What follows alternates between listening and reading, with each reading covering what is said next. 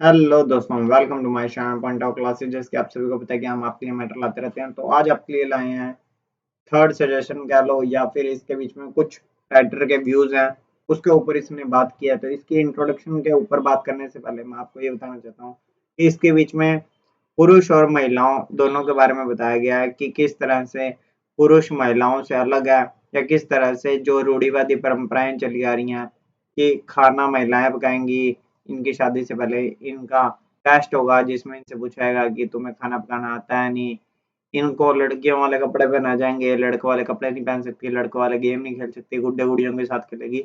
वो सारी चीजों के अंदर बात की गई है।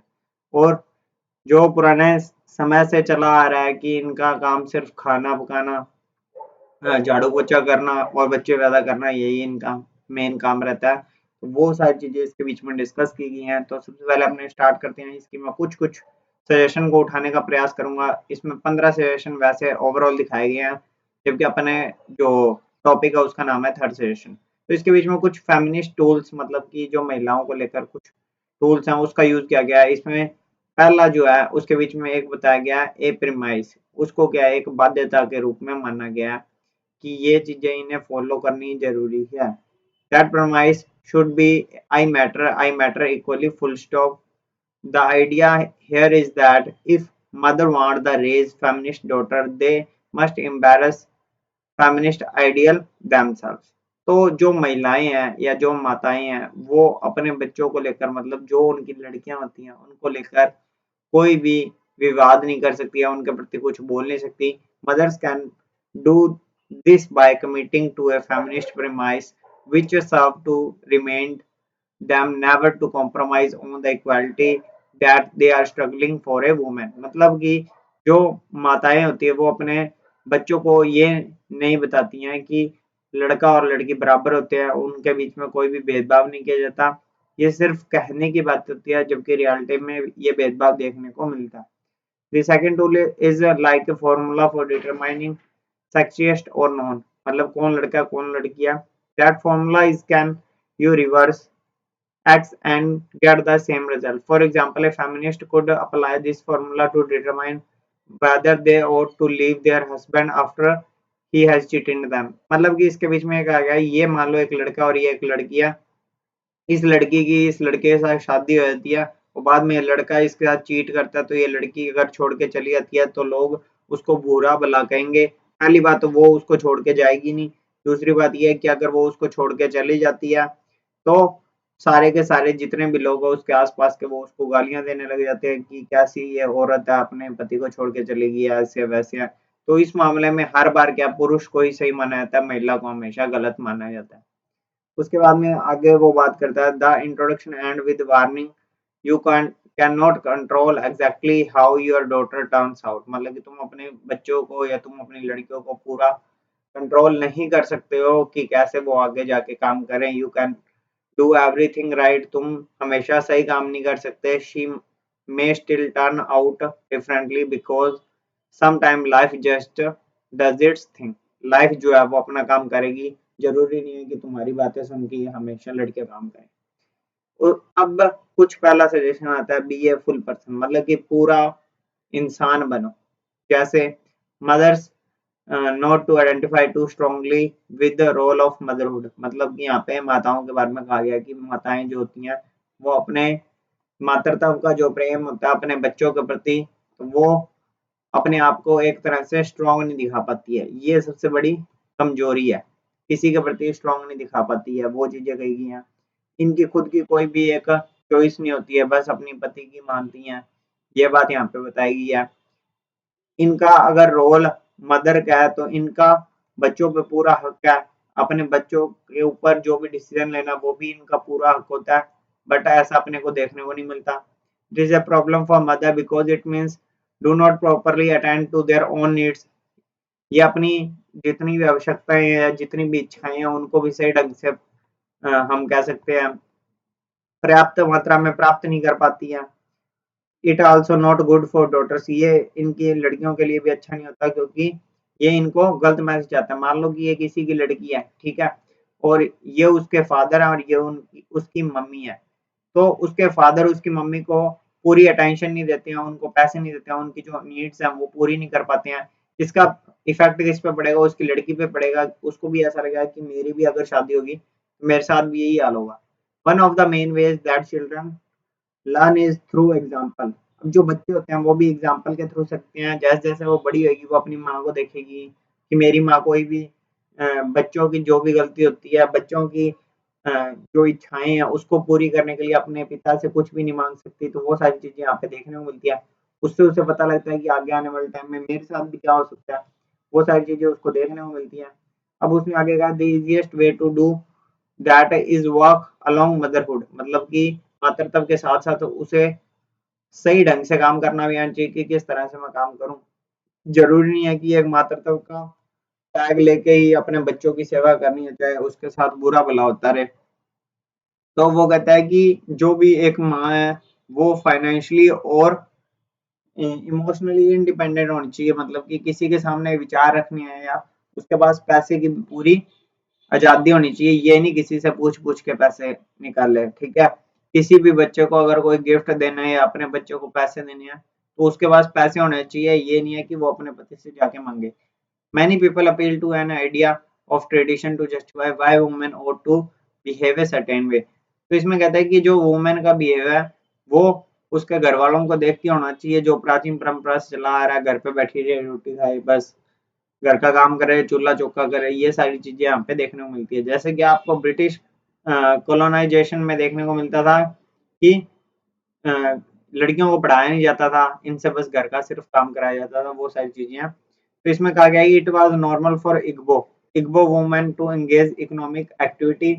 In fact some parts of Nigeria, अब नाइजीरिया जो है ना सबसे हम कह सकते हैं पिछड़ी जनजाति वाला काम है। वहाँ पे लड़के लड़कियों में से लड़कों को पढ़ाया जाता है, लड़कियों को पढ़ाया नहीं जाता, और ना ही वहाँ पे कोई काम धंधा है।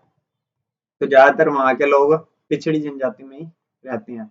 डू इट टुगेदर, साथ में मिलके काम करो। तो इसमें क्या आता है labour between parents in heterosexual relationship Adichie advice the father ought to share equality in domestic and child raising responsibility, मतलब कि अगर दो माता पिता हैं, कोई भी माता पिता है, वो अपने बच्चे को लेकर दोनों का रिस्पॉन्सिबल होना चाहिए, दोनों की रिस्पॉन्सिबिलिटी होनी चाहिए कि हम अपने लड़का या लड़की है दोनों की सही ढंग से परवरिश करें।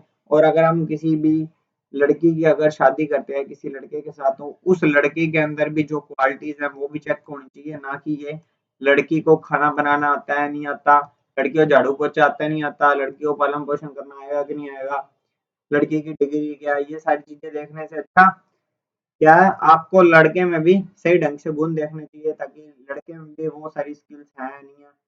तो यहाँ पे लिखा गया है दोनों के अंदर इक्वली कैपेबल ऑफ लर्निंग और परफॉर्मिंग न्यू स्किल्स होनी चाहिए, including all those required in children raising. अब क्या होता है कि मान लो कोई एक लड़का है घर के अंदर, एक लड़की है। अब माँ बाप क्या करते हैं कि लड़कियों को काम सिखा देते हैं, चूल्हा चौका, झाड़ू पोछा, बर्तन, ये सारी चीजें सिखाते हैं, जबकि लड़कों को नहीं सिखाते। ये इनकी सबसे बड़ी गलती होती है, क्योंकि दोनों को दोनों बराबर है, दोनों को दोनों आना चाहिए। कभी भी ऐसी सिचुएशन आ सकती है कि दोनों को काम करना पड़े। अब इसमें एक कहा गया है कि जो महिलाएं होती हैं वो क्या बच्चे को दूध पिला सकती है, जबकि जो इंसान होता है, आदमी होता है, वो बच्चे को दूध नहीं पिलाता है। चलो वो तो बायोलॉजिकल होगी चीज, उसको छोड़ के बाकी जो काम है वो तो आने चाहिए ना। वही चीजों के बारे में यहाँ पे एग्जाम्पल दे रहा है। अब क्या होता है कि कुछ ऐसी चीजें हैं जिसमें mothers are over critical of the way of father's parent. They end up of reinforcing an unbalanced vision of labor and give themselves unnecessary work. अब क्या होता है कि यहाँ पे जो फादर है वो घर का काम कर रहा होता है, और जो महिलाएं हैं वो घर का काम नहीं कर रही होती हैं, तो ये फादर जो है ये इसके ऊपर कंट्रोल रखता है। कंट्रोल रखने के कारण ये सही ढंग से काम नहीं कर पाती है, ये भी दिक्कतें होती हैं। अब that's why in it is in the interest of mothers not to to critical the father the way father parent. अब क्या होता है कि इसके कारण जो मदर है वो ज्यादा क्रिटिकल नहीं हो पाती है, और ना ही लड़ाई कर पाती है अपने घर वाले से। वही चीजें देखने को यहाँ पे मिलती हैं। इसके बीच में एक आ गया है reject the language for help.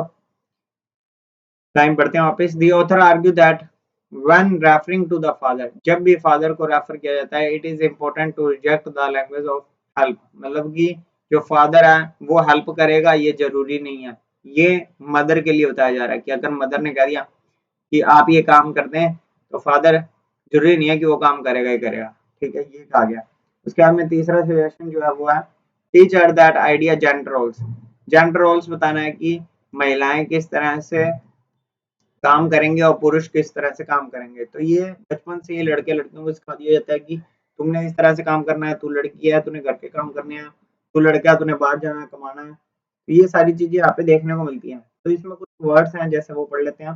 जैसे मैन आर एक्टिव, मैन को सक्रिय बताया गया, रेशनल बताया गया, इंडस्ट्रियस बताया गया मतलब काम करने वाला बताया गया, बिकॉज दे आर मैन क्योंकि वो आदमी है।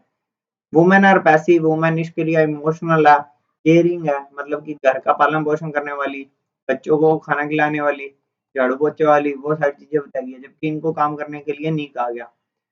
उसके बाद में ऐसे कहा गया है कि कुछ ऐसे टास्क होते हैं जो कि कुछ सिचुएशन में किए जाते हैं जो कि महिलाओं के द्वारा होते हैं। Our gender essential define who we are limits, हमारी क्या लिमिट्स हैं हमें जन्म से समझाई जाती हैं।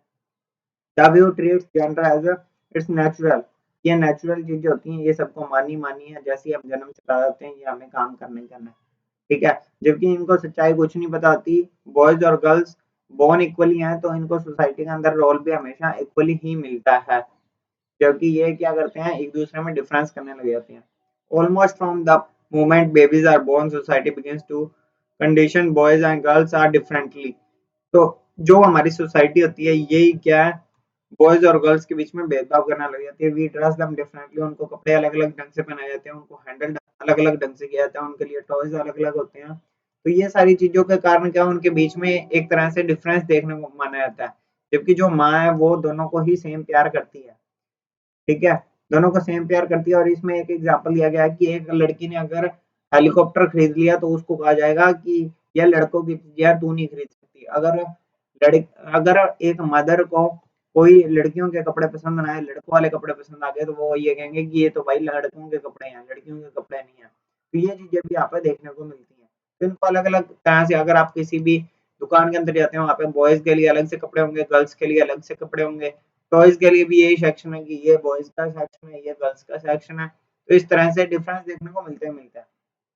तो ये सब चीजें किसने बनाई है, ये सब चीजें सोसाइटी ने ही क्रिएट की होती है।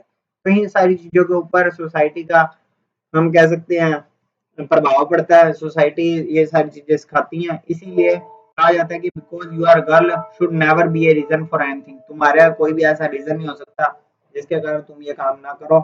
और ये सिखाया जाता है कि तू एक लड़की है और तुझे ये काम करना ही करना पड़ना है, और तू कोई इंडिपेंडेंट नहीं है, तुझे बस घर का चूल्हा चौका ही करना होता है।